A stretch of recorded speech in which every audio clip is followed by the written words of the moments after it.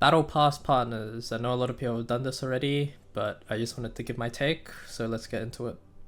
So first of all, we got the Striker partner. Assigned combatants HP and damage are increased by 8%. The HP part is only really relevant in Chaos, where you will take slightly reduced stress damage if you hit enough HP threshold, depending on the damage you take, because it's basically a percentage of the damage you take becomes stress, so only really useful in Chaos. Increased damage by 8%, generic multiplicative, I believe as well, 8% damage increase. I think goes up to 16% if you have it maxed, which is pretty nice, with generic multiplicative damage increases are pretty good. 25% damage dealt to the assigned combatant in a ravaged state.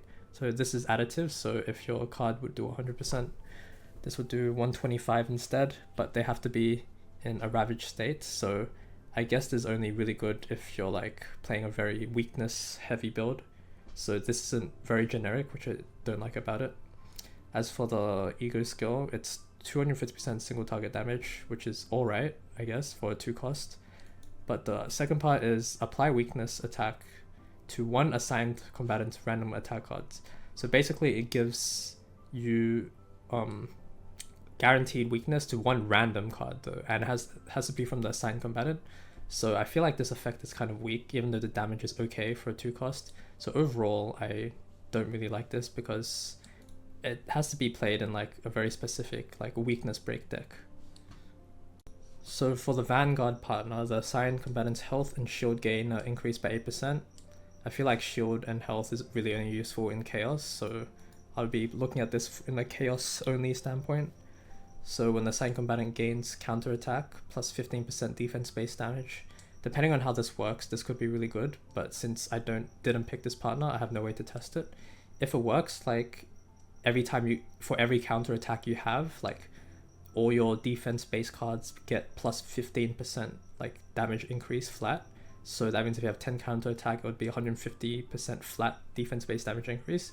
This would actually be really, really good, but that's like the only way I think this could work, was I can't really figure out another way this works. So if that's the case, then I guess this card could be decent for a defense based attacker outside of Chaos, because plus 150% flat damage is not bad.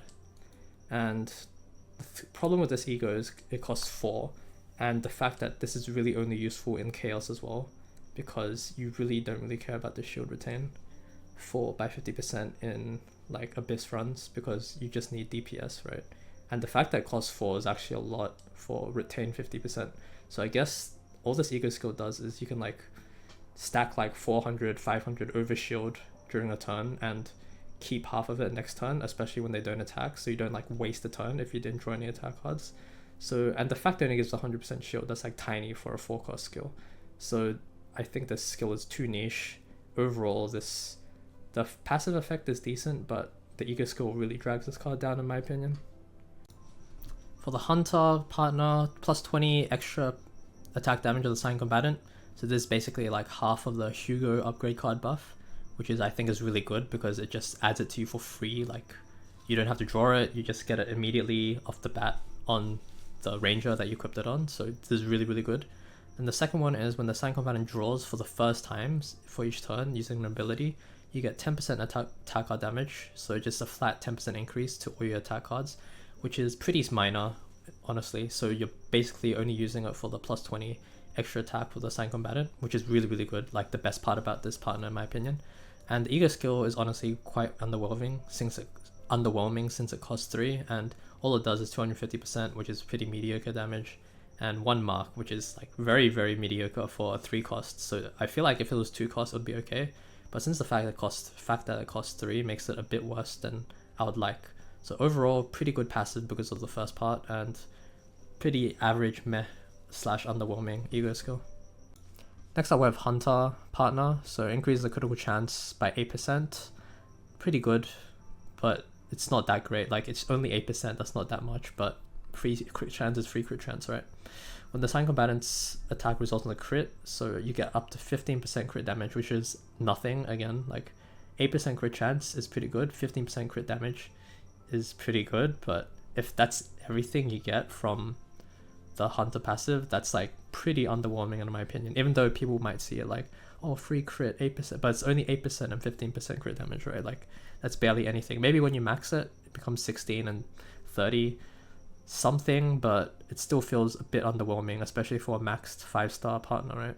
And the ego skill is even worse. Like this is such a mediocre ego skill. 3 cost, 250% damage, meh. 2 vulnerable, also pretty meh. Like once you see the next one, you probably think like see how bad this ego skill is. But overall, like the passive is okay, I guess, and the ego skill is okay as well. But overall, I think this is just pretty mediocre.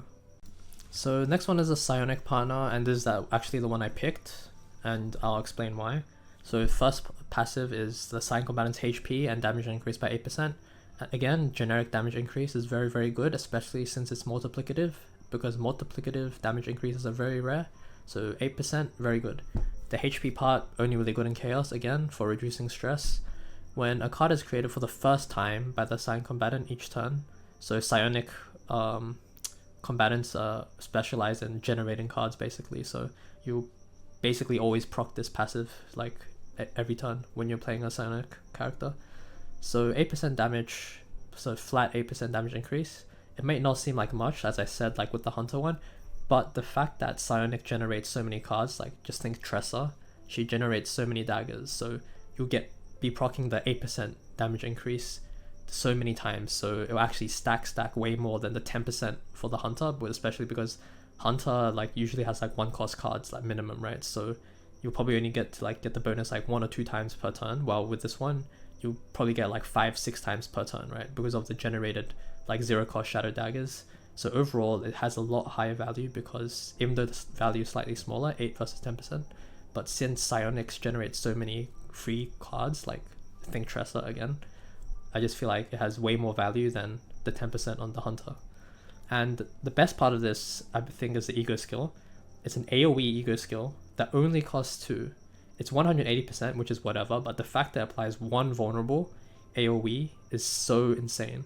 It's good on single targets because 1 vulnerable is always welcome, especially since it's 2 costs. Like if it was 3 costs, then this would be like a bit worse, but the fact that it's 2 costs and it implies 1 vulnerable to all enemies, this would be like so good in Chaos, so good in Abyss as well, because vulnerable is like so good, 50% damage amplification, right?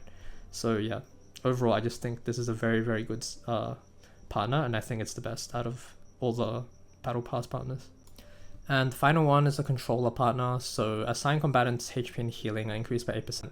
Again, this is very irrelevant for Abyss, only really relevant for Chaos, where the max HP increase gives you a bit of stress reduction if you hit enough thresholds, and the healing increase also reduces stress if you hit enough thresholds again.